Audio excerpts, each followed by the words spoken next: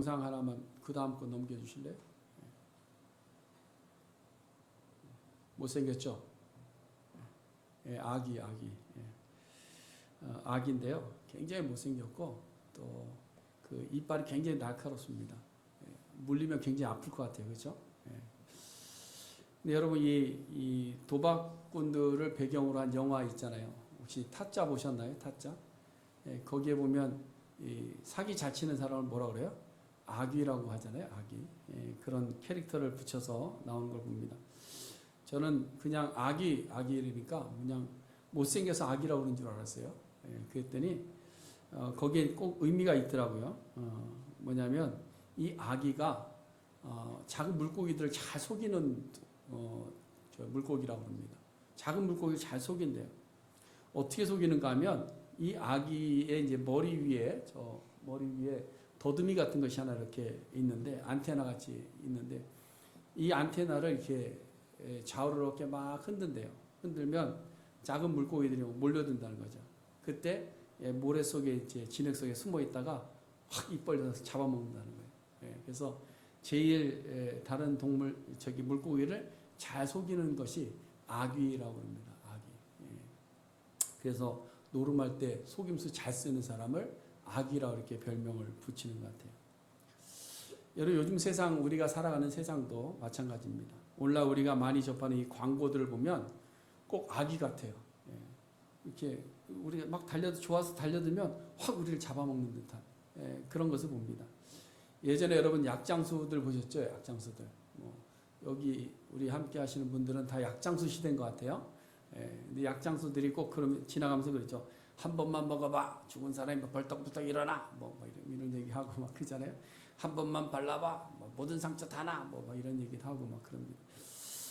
제 목소리가 좀 약장수 같은가요? 예전에 그런 얘기 굉장히 많이 들었습니다. 애들은 가라 이러면서 듣고. 근데 요즘은 이 광고들을 보면 실물은 잘 보지 않고 사진을 이렇게 보지 않습니까? 그래서 실물은 이제 영상으로 제품 광고 영상을 쭉 보고 나서 그것을 실물을 보기 위해서 매장에 가서 그 실물을 보고 마음에 들면 다시 매장에 인터넷으로 와서 주문하고 이런 방식을 취하는 사람들이 많이 있다고 그래요. 그래서 장사하시는 분들 이야기를 들어보니까 그런 사람들이 제일 밉대요. 근데 본인도 가서 그렇게 하고 있는 거예요. 가서 사진 찍고 그거 똑같은 거 보고 확인해서 괜찮으면 인터넷에 또 주문하고 이런 겁니다. 근데 세상에 이렇게 광고들을 보면 다 속임수들이에요. 속임수. 그래서 이 정말 우리가 이렇게 봐야 될 부분들은 작은 글씨로 써놓잖아요. 그렇죠? 그렇지 않아도 눈도 잘 안 보이고 영어도 잘 못하는데 빼곡하게 써놓은 걸 누가 그거 있습니까? 그냥 광고 겉에 나온 거 보고 그냥 물건을 사죠. 근데 사고 나서 어떻게 돼요? 꼭 속아서 나중에 후회하는 경우들을 많이 보고 또 그것을 이렇게 반품하고 하려고 하면 거기에 있던 밑에 있던 항목 때문에 하지도 못하고 이런 것들을 많이 봅니다. 그래서 나도 모르는 사이에 속임수에 빠져서 사는 것이 오늘날의 현실이다라는 생각을 해봅니다. 그럼 왜 우리가 이렇게 알면서도 이렇게 자꾸 속아 넘어가는가 하는 것이죠. 왜 우리는 이 세상이 다 거짓스러운 세상이고 그 거짓 속에서 우리는 속아 살 수밖에 없는가 하는 거죠. 먼저 이 세상의 현재 상태가 그렇기 때문에 그렇습니다. 이 현재 우리가 살아가는 이 삶의 상태가 거짓이 지배하는 그런 상황입니다. 거짓이 지배하는 상황. 여러분 우리는 거짓에 속아 사는데 그것이 거짓임을 알지 못하면서 그것을 진리처럼 생각하고 살아가게 되는 거죠. 왜 그런가 하면 거짓이 벌써 우리의 마음을 자리 잡고 있기 때문에 그렇습니다. 많은 사람들이 시대적 변화라고 말을 하는데요. 단순히 문화적 변화라든지 과학적 진보만을 이야기하는 것은 아닙니다. 시대가 변하면 뭐가 변하느냐? 가치관이 변합니다. 가치관. 가치관이 변하고 사고의 방식이 변하고 더 심각한 것은 진리가 거짓으로 변하는 그런 세상이 되어요. 그래서 아담과 하와 이후로 이 세상은 교묘한 방법으로 계속해서 진리를 거짓으로 속이는 사단의 영향력 아래 들어갔습니다. 그래서 이것이 진리인 줄 알고 갔다가 또 다른 거짓이 나와서 그것을 뭉개는 그런 현상들이 오늘날 많이 나타나죠. 여러분 이 사단은 사실 괴물 같지 않습니다. 우리는 뭐 북한의 김일성 그려라 그러고 마귀 그려라 그러면 이렇게 괴물로 그려놓지 않습니까? 근데 사단은 그렇게 괴물의 모양이 아닙니다. 사단은 양의 탈을 쓰고 있다 그랬어요. 그리고 사람들이 받을 만한 세상이 그럴듯하게 보이는 그런 존재입니다. 그렇지만 이 마귀는 속이는 자입니다. 속이는 자, 거짓말하는 자. 그래서 계시록 12장에 보면 옛뱀 마귀는 온 천하를 꿰는 자다, 속이는 자다 이렇게 정의를 하고 있습니다.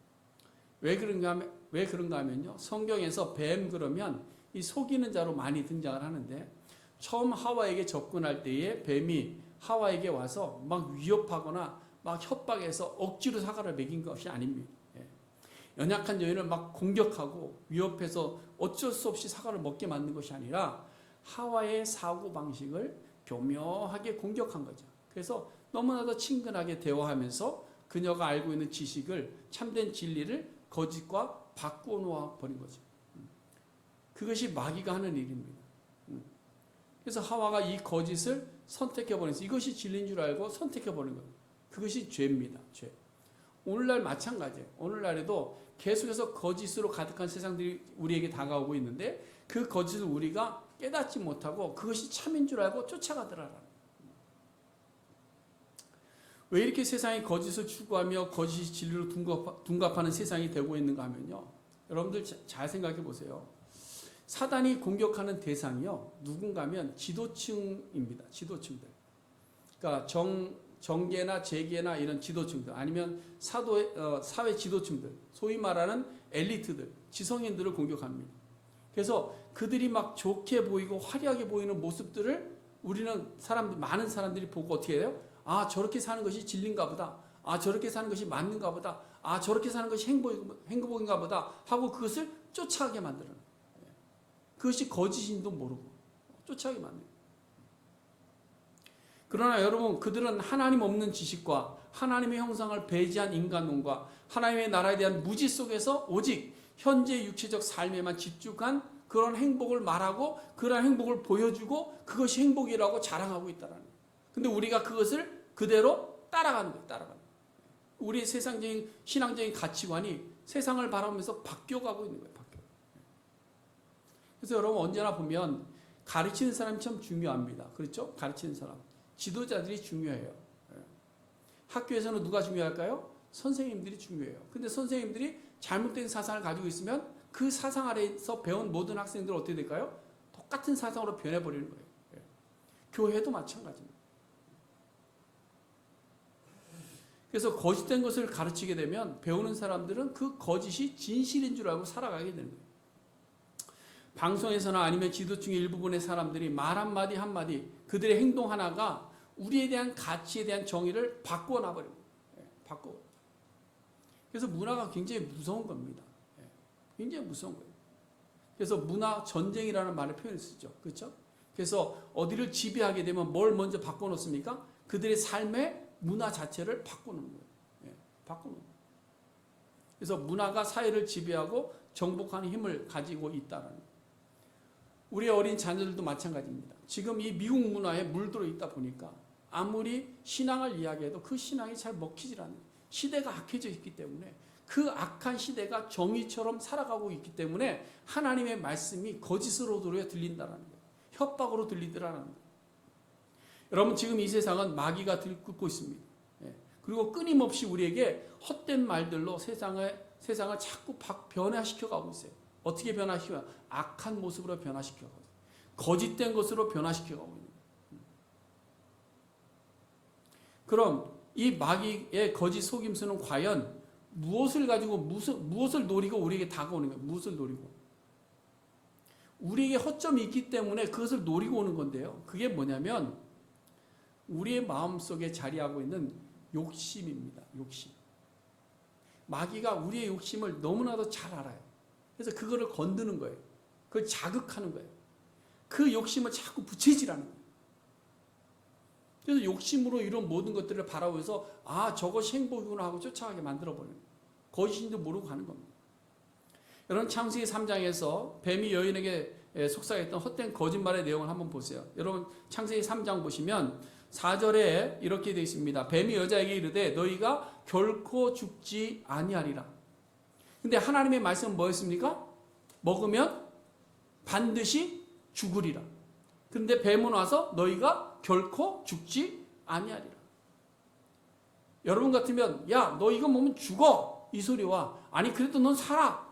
너 어떤 말을 선택하고 싶으세요? 사는 거를 선택하고 싶죠. 왜? 인간의 생존 본능이 있기 때문에. 생존의 욕심이 있기 때문에. 여러분 오늘날 우리도 마찬가지 아니에요. 그래서 우리가 이렇게 하나님의 심판이라든지 아니면 마지막 때라든지 지옥이라든지 뭐 이런 것들을 이야기하면 어떻게 해요? 귀를 닫아버려요. 듣기 싫어합니다. 그런데 예수 믿으면 복 받고 예수 믿으면 모든 것이 잘 되고 형통하고 뭐 자녀들이 어떻게 되고 이러면 그 말에 잘 듣는 거예요.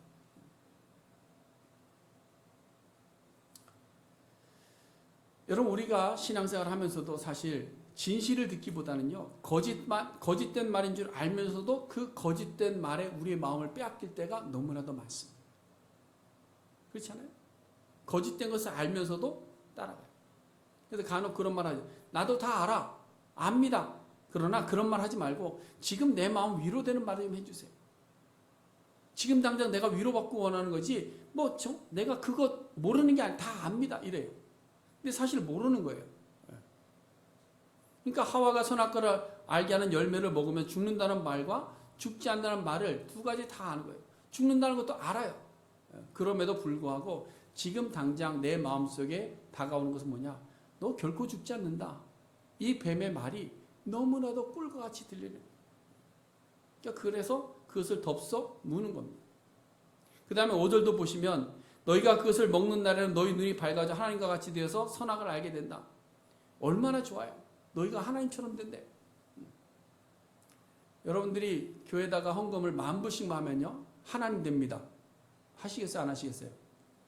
안 해요? 많이 속아보셨는가 봐요. 하나님같이 된대. 하나님같이. 근데 여러분 사람은 하나님처럼 되고 싶은 욕망을 가지고 있어요. 욕망. 그러니까 죽지 않고 눈이 밝아져서 선악을 구별하게 되고 하나님처럼 된다. 그러니까 그게 넘어가는 거예요. 그러니까 그 말이 귀에 딱 들리는 순간 그 열매가 어떻게 보일까요? 아름답게 보이는 거예요. 보암직해 보이는 거예요. 먹음직한 거예요. 나도 저거 가졌으면 하는 겁니다. 그래서 신약성경에서 뭐라고 해요? 안목의 정욕이 죄다래. 눈으로 보는 것 때문에 죄 짓는 것이 많다. 여러분 우리 마음의 자리에 있는 욕심이라는 것이 있습니다. 이 욕심이 뭐냐? 많이 알고 싶고 남들보다 많이 알고 싶고 남들보다 많이 가지고 싶고 남들보다 높아지고 싶고 남들 앞에 가서 좀 아는 척하고 싶고 남들 앞에서 좀 이렇게 폼나게 보여주고 싶고 하는 이런 욕심들이 우리 속에 있는 거예요. 그것을 마귀가 늘 자극하는 거예요. 그러나 여러분 하나님께서는 사람이 하나님처럼 되는 것 아주 싫어하십니다. 그러니까 하나님 되려고 하지 마세요. 하나님과 같은 존재가 되려고 하지 마세요. 사람이 하나님과 같은 신적 위치에 오르려고 하면 생겨난 것이 뭐냐면 우상입니다. 그러니까 자기 자신은 스스로 우상화하고 있어요. 그래서 하나님께서 계명을 주실 때 첫 번째 계명이 뭐예요? 나 외에 다른 신을 내게 두지 말지니라. 두 번째 계명은 뭐예요? 그들의 우상을 만들지 말지니라. 하나님이 가장 싫어하시는 것, 우상 만들고 하나님 외에 다른 신을 두는 것, 그것을 가장 싫어하십니다. 스스로 선악을 알고 스스로 살아갈 수 있고 스스로 이겨낼 수 있고 스스로 판단할 수 있다라는 이 마음 자체가 뭐냐? 나 자신을 우상화하고 있는 거예요. 사람이 자신을 우상화하고 그것을 권력화하게 되면요 실제로 자신을 신처럼 둔갑시켜버립니다. 우리는 분단된 조 현실 속에서 잘 보았습니다. 우리 북녘 땅에 있는 정권을 잡고 있는 자들이 어떻게 했습니까? 늘 정권을 잡고 나면 그 다음에 하는 일이 뭐죠? 자신의 우상화 작업을 시작하는 겁니다. 우상. 신적인 존재가 되어버리고 마는 거예요. 많은 이단들도 어떻습니까? 자신들의 거짓된 속임수를 가리기 위해서 자기 스스로를 어떻게 할까요? 스스로 신적인 자리에 올려놓는 겁니다. 자기가 모든 것을 다 하는 것처럼 이야기합니다. 그래서 자기 자신을 스스로 재림 예수라고 이야기합니다. 2000년 전에 오신 예수님은 실패하셨고 내가 완성자다 라고 내가 영생주다 라고 이야기합니다. 이러한 우상화 작업은 인류 역사 속에 늘 언제나 계속해서 같이 왔습니다. 그래서 하나님께서는 스스로 선악을 구분하는 자리에 서려는 것을 철저하게 경계하셨어요. 경계. 그래서 우리는 고백할 것이 뭐냐? 나는 스스로 할 수 없습니다. 내 힘으로는 할 수 없습니다. 나 혼자는 할 수 없습니다. 이것이 우리의 고백이에요. 그런데 무엇을 할 수 있습니까? 내게 능력 주시는 자 안에서, 내가 주님과 함께 있을 때, 내가 주님 안에 있을 때, 내가 주님과 함께 거할 때에 내가 모든 것을 할 수 있습니다. 하나님께서는 스스로를 지키려고 하고 스스로의 명성을 쌓아서 스스로 높아지려고 하는 자들을 다 흩으셨습니다. 그것이 바벨탑. 전쟁의 승패가 하나님 손에 있는데 자기들이 있다고 하지 못하도록 적은 숫자만 선택해서 너희들 300명만 가라. 그래서 보낸 거예요. 된 줄로 여기는 자들은 넘어질 것을 조심하라 라고 성경은 우리에게 권면하고 있습니다. 그래서 성경은 우리 안에 있는 이 탐심, 욕심, 이것을 뭐라고 이야기할까요? 우상 숭배다라고 이야기합니다. 여러분, 우리의 마음속에 있는 욕심들이 있잖아요. 욕심을 버리지 못하면 욕심된 것들을 하나님보다 더 사랑하게 되고 그것이 바로 뭐냐? 우상이 된다. 지난주에 보았던 3절부터 5절까지의 말씀에도 바로 그것들이 나오지 않습니까? 음행과 더러운 것과 탐욕, 이것이 다 우상 숭배니라. 이 말씀을 하고 나서 오늘 본문에 이렇게 헛된 말로 너희를 속이지 못하게 하라, 이렇게 말씀하고 있는 거예요. 음행을 행복으로 이야기하고 더러운 것을 기쁨으로 이야기하고 탐욕을 성공으로 이야기하는 그런 헛된 말들에 너희를 속이지 못하게 해라. 그래서 마귀가 우리의 마음에 주는 헛된 말들이 많이 있습니다. 가장 큰 것이 뭐냐면 행복이라는 단어입니다. 행복이라는 단어. 금년에 제가 에베소서 강의를 시작하면서 1장을 시작할 때 이미 말씀을 드렸지만 행복에 대한 정의를 우리가 혼동해서는 안 됩니다. 제가 카톡을 보시면 알겠지만 프로필에 뭐라고 써 있어요? 잘 안 보시죠? 네. 진짜 행복 이렇게 써놨어요. 에베소서를 강의 시작하면서 제가 진짜 행복이 무엇일까 고민하다가 거기다 진짜 행복을 써놓은. 지금 세상은요, 마귀의 속삭임을 따라서 거짓 행복을 따라가고 있습니다. 거짓된 것을 취하면서 그것을 행복인 줄로 알고 착각하고 있는 거예요. 에베소서 1장에서 우리가 누리는 진짜 행복에 대해서 뭐라고 우리에게 말씀하셨는가? 예수 그리스도 안에 사는 것이 진짜 행복이라고 말씀하고 있습니다. 여러분들은 지금 예수 그리스도 안에서 살아가고 계십니까? 진실로 여러분들은 예수 그리스도 안에 있는 것이 행복하십니까? 하나님의 말씀 가운데 거하는 것이 행복하십니까? 그 말씀을 순종하는 것이 행복하십니까? 그 말씀을 따라 나를 포기하는 것이 행복하십니까? 그분 앞에 나와 예배하는 것이 행복하십니까? 예수 그리스도 안에 있는 것이 진짜 행복이 될 때 우리는 하나님의 백성이 되는 거예요. 영원한 하나님의 나라에 대한 확신 속에서 사는 것이 진짜 행복입니다. 내일에 대한 염려와 두려움 속에서 그렇게 너 내일 어떻게 살려고 그래? 너 그 모양으로 살아갖고 나중에 어떻게 살려고 그래? 그럼 지금 많이 가져야 되는가 보다. 한 번 사는 인생인데 누려, 즐겨, 쾌락을 위해서 살아. 그런가 보다. 여러분, 세상은 우리에게 늘 이야기합니다. 눈에 보이는 가짜 행복이 최고의 행복이라고, 진짜 행복이라고 헛된 말로 우리를 속이면서 살아가고 있어요. 그 중에 몇 가지를 이야기하고 있는 것이 바로 음행과 육체적 쾌락과 탐욕입니다. 그래서 다시 3절로 돌아가 보면 사도 바울은 음행을 버리는, 이것은 성적인 쾌락을 이야기하는, 성적인 쾌락.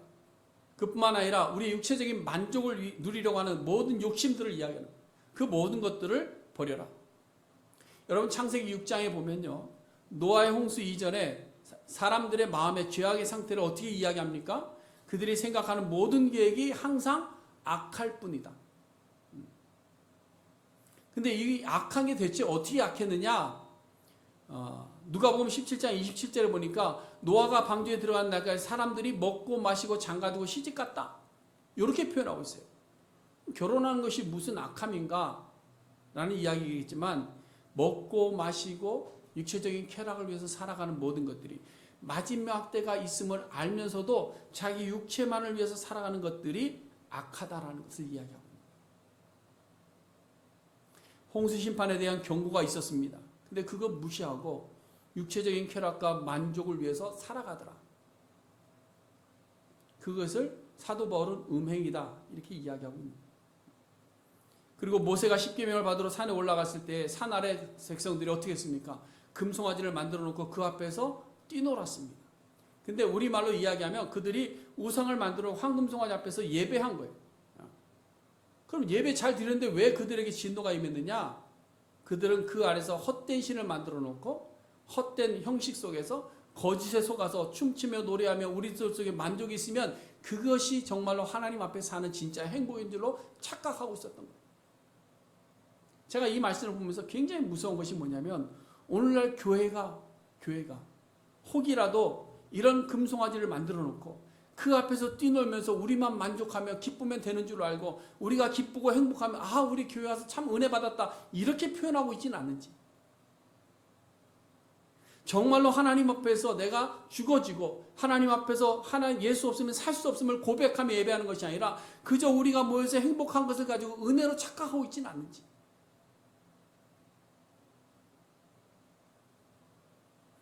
여러분, 우리의 육체적인 행복과 육체적인 쾌락과 육체적인 풍부성함이 무조건 모든 행복은 아닙니다. 성경과 다릅니다. 성경과 달라요.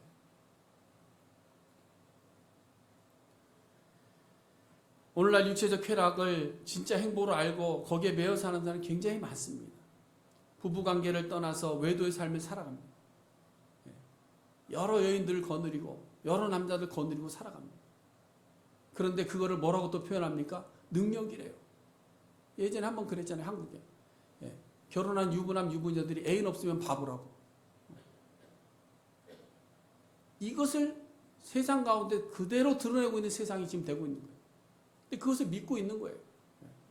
젊은 청년들이 어떻습니까? 결혼의 구속 싫습니다. 육아의 고통도 싫습니다. 오직 뭐예요? 육체적 쾌락만을 즐기고 싶은 거예요.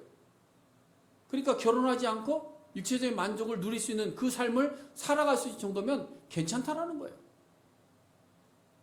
결혼하지 않고 아이만 기르고 싶대요.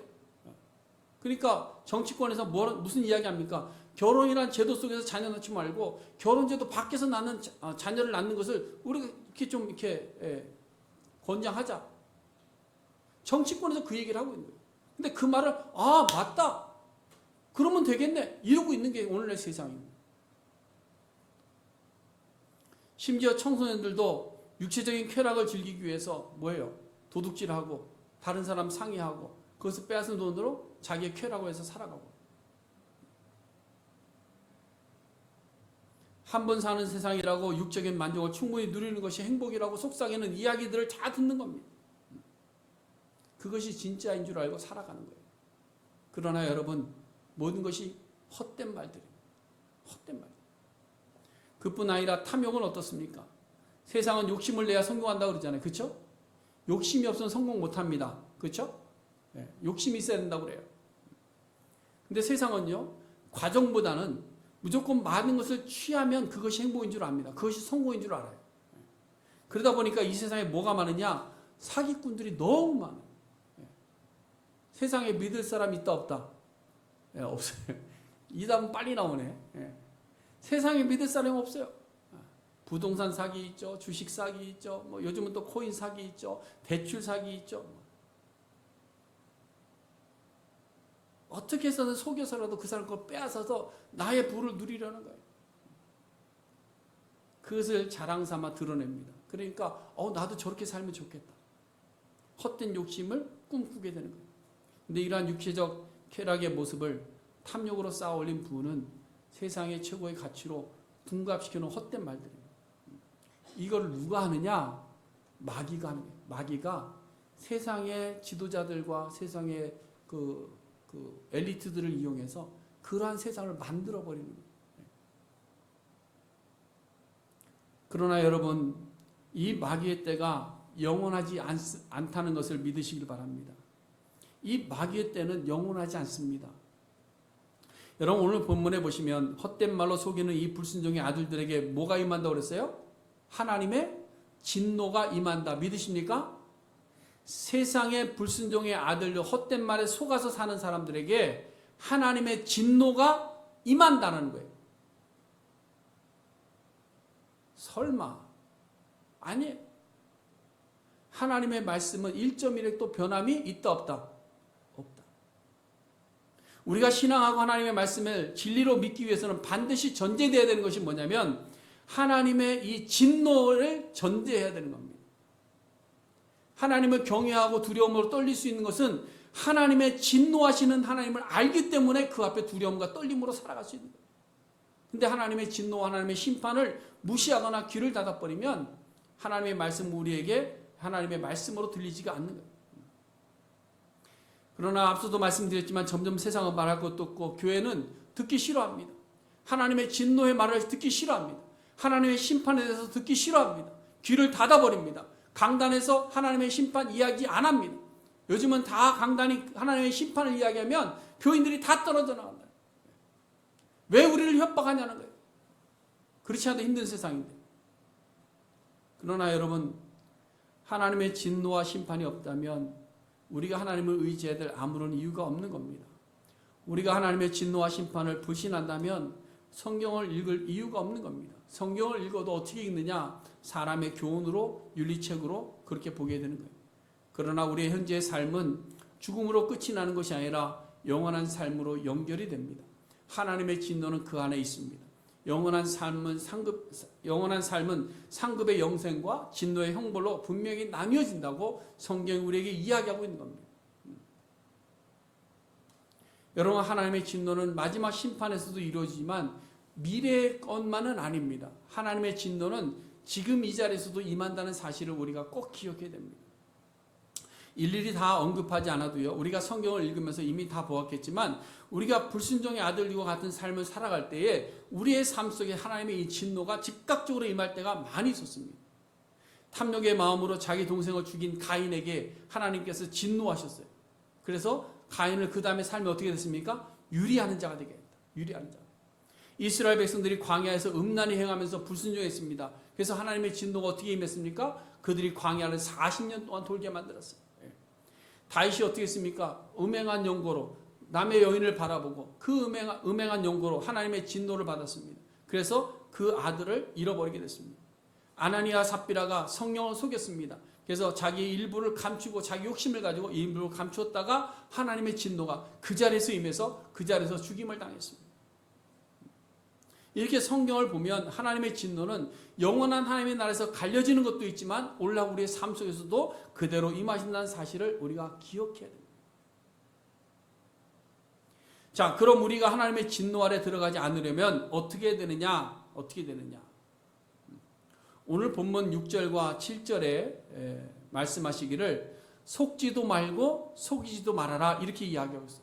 속지도 말고 속이지도 말아라. 이 말은 거짓된 사단의 유혹에도 넘어가지 말고 거짓된 것을 알면서도 그 길에 동행해서 같이 거짓말하는 자도 되지 말아라 이 얘기를 하고 있는 거예요. 다시 말해서 거짓된 것을 알면서도 그 속에 동화되어서 살아가면 안 된다 이 말씀을 하고 있는 겁니다. 마태복음 24장 24절에 보니까 거짓된 자들이 일어나서 누구를까지 미혹하느냐? 택하신 하나님의 자녀들까지도 미혹한다라고 말씀하고 있어요. 이 말은 사단이 세상뿐만 아니라 하나님의 택하신 백성들까지도 거짓된 말에 속게 만든다. 속게 만든다. 비진리를 가지고 들어오는데 그것을 진리로 받아들이게 만든다는 거예요. 교회 안에서. 여러분, 여기에 대한 두 케이스가 있는데요. 속지도 않고 속이지도 않았던 두 케이스가 있습니다. 첫 번째는 욥입니다. 욥. 사단이 하나님께 와서 이렇게 말합니다. 하나님, 이 욥이 하나님 앞에 정직한 사람인 건 맞습니다. 그런데 까닭 없이 하나님을 경외하진 않습니다. 그 사람 보세요. 가진 건 많잖아요. 자녀들 많잖아요.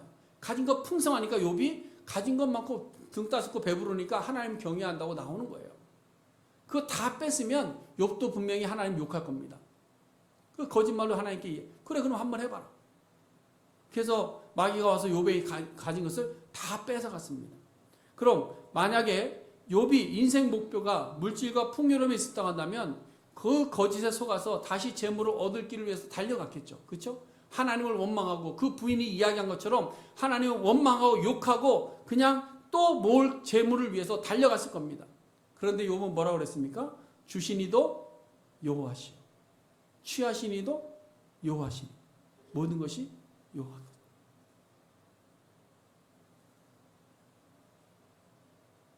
사단이 우리의 마음을 홀입니다.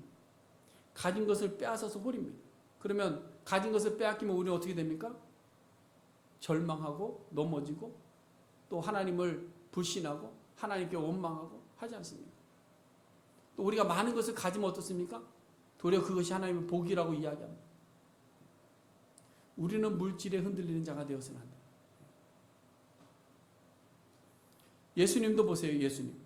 예수님께서 공생애를 시작하실 때 광야에서 40일 금식하시고 줄이셨을 때에 사단에게 이끌려서 시험을 받습니다. 3번이나 시험을 받습니다. 처음에는 육체적인 연약한 부분을 자극합니다. 헛된 욕심과 탐욕을 보여주기도 합니다. 명예욕을 부추기기도 합니다. 그러나 예수님께서는 사단의 헛된 그 거짓에 속지 않았습니다. 거짓과 함께하지 않았습니다. 거짓을 무엇으로? 말씀으로 물리치셨습니다. 결국 우리가 사단의 헛된 거짓에 속지 않기 위해서 우리의 삶 속에 하나님의 말씀이 유일한 가치 기준이 되어야 됩니다. 여러분, 거짓과 참은요, 구분하기가 참 어렵습니다. 오늘날 마귀가 우리에게 가지고 주는 거짓된 행복의 이 가치관을 참된 하나님의 말씀과 구분한다는 것이 굉장히 어렵습니다. 우리가 이 땅을 살면서 진짜 행복과 포장된 행복을 구분하는 것이 쉽지 않습니다. 무엇이 하나님께서 주신 복이고 무엇이 내 욕심으로 얻은 것인지를 구분하기가 어렵습니다.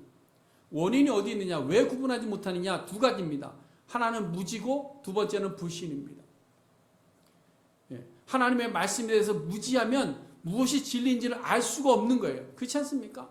답을 알아야 답을 맞춰볼 것 아니에요. 근데 답이 없으니까 답을 맞춰보지 못하는 거예요. 제 머리카락 숫자가 몇 개인 줄 아십니까? 모르시죠? 36,723개. 제가 쉬어보니까 그래요. 답을 모르니까 그냥 그러는 거예요. 우리 사는 세상이 그렇다는 거예요. 하나님의 말씀을 모르고 진짜 행복을 모르고 내가 예수 그리스도를 통해서 살았다는 것을 알지 못하면 세상에 가져다는 행복과 나의 진짜 행복을 구분하기가 어려운 거예요. 그래서 우리는 하나님의 말씀을 알고 하나님이 나를 향한 하나님의 은혜를 알아야 진짜 행복을 알고 거짓 행복을 이겨낼 수 있다는 사실. 앞서 말씀드렸지만 에베소서 1장에서 우리가 누릴 진짜 행복은 물질이 아니라고 그러죠.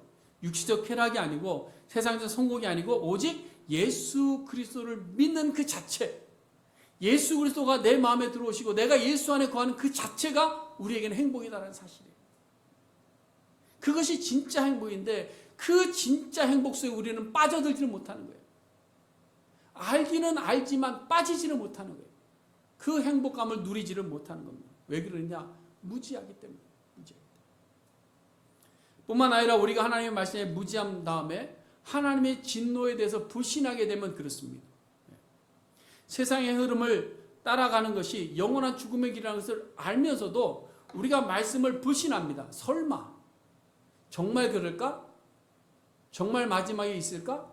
정말 내가 이렇게 힘들게 살아도 예수님만 붙잡고 있으면 천국에 들어갈 수 있을까? 하나님의 진노의 때에 내가 과연 하나님의 나라에 들어갈 수 있을까? 설마 그런 게 정말 있겠어? 하는 이런 불신. 그러니까 눈에 보이는 행복이나 추구하자. 그래서 눈앞에 있는 것을 따라가는 거예요. 그래서 많은 사람들이 행복하다고 이야기하는 그 길을 같이 따라서 넓은 길로 가는 겁니다. 근데 성경은 넓은 길 가라 해서 좁은 길 가라 했어요. 좁은 길 가라 했어요. 왜? 하나님께서 말씀하시는 진짜 행복은 우리가 예수 안에 거하는 거지 우리가 가지는 것이 아니라는 사실.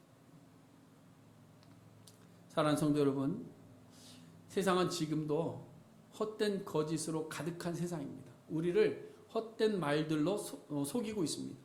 근데 거짓을 따라가는 불순종의 자녀가 되면 하나님의 진노와 심판 앞에 서게 된다는 사실을 꼭 기억해야 될 줄 압니다. 여러분, 죄는 늘 기회를 타서 우리를 속이고 우리 안에서 스스로 이해하고 스스로 위로하게 합니다. 그러나 그것은 도리어 나를 죽인다 말씀하고 있는 거죠. 그러므로 우리가 이 마지막 시대에 시대의 흐름을 따라서 거짓에 속아 살지 말고요. 또 함께 속이는 삶을 살지 말고 우리가 믿음을 지키고 조금 힘들어도 조금 고통스러워도 구원의 기쁨과 감격을 가지고 하나님께서 우리에게 명하신 그 좁은 길을 선택해서 갈 수 있는 우리 모두가 될 수 있기를 바랍니다. 세상은 우리를 유혹합니다. 그러나 그 유혹 가운데 우리가 이길 수 있는 힘은 하나님의 말씀과 구원의 감격입니다. 그래서 하나님의 말씀과 구원의 감격과 하나님의 진노의 그날을 바라보면서 우리가 믿음 안에서 승리하는 우리 모두가 될 수 있기를 주님의 이름으로 간절히 축복해 드립니다. 기도하겠습니다.